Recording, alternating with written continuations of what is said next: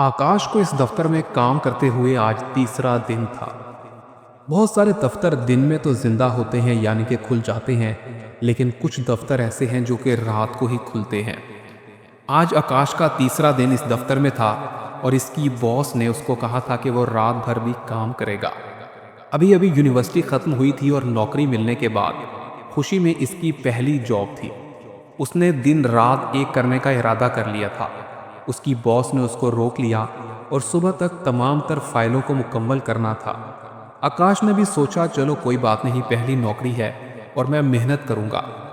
अब सब मुलाजिम जा चुके थे। आकाश इस दफ्तर में अकेला बैठा हुआ काम कर रहा था।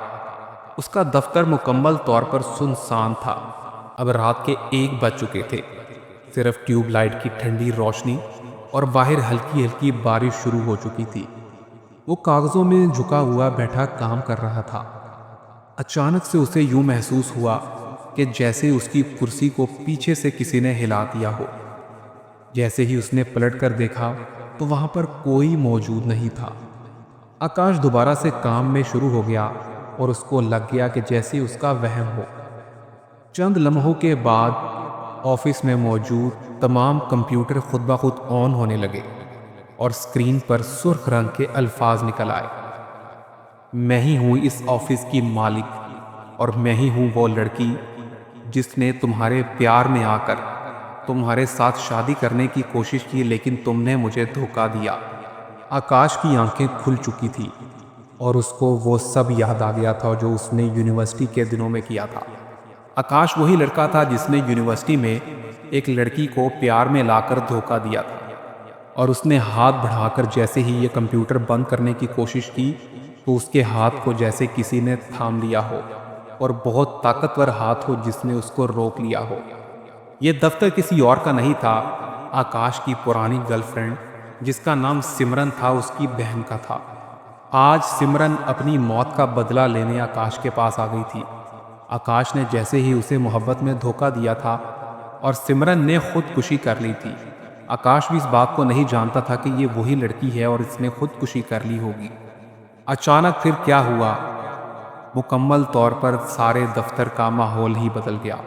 सारी फाइलें मेज से नीचे गिरने लगी, कमरे में चीखों की आवाज़ें आने लगी और अब तुम नहीं बच सकते, ये खतरनाक आवाज़ कमरे में गूंज उठी। आकाश के माथे पर पसीने की बूंदें निकलकर ज़मीन पर पानी गिरने लग गया। वो भागकर दरवाजे की तरफ लपका, लेकिन दरवाज़ा खुलने की बजाय अंदर की तरफ दबने लगा था और ऐसे महसूस होने लगा था कि आज उसकी मौत का दिन आ गया है। फिर अचानक लाइटें झपकने लगी। कमरे के कोने में एक साए नुमाए शक्ल की खौफनाक लड़की सामने आ गई। ये वही सिमरन थी जिसको मोहब्बत में फंसा दिया था आकाश ने और उसके बाद उसको धोखा दिया था। आज ही अपनी मौत का बदला लेने आ पहुंची थी।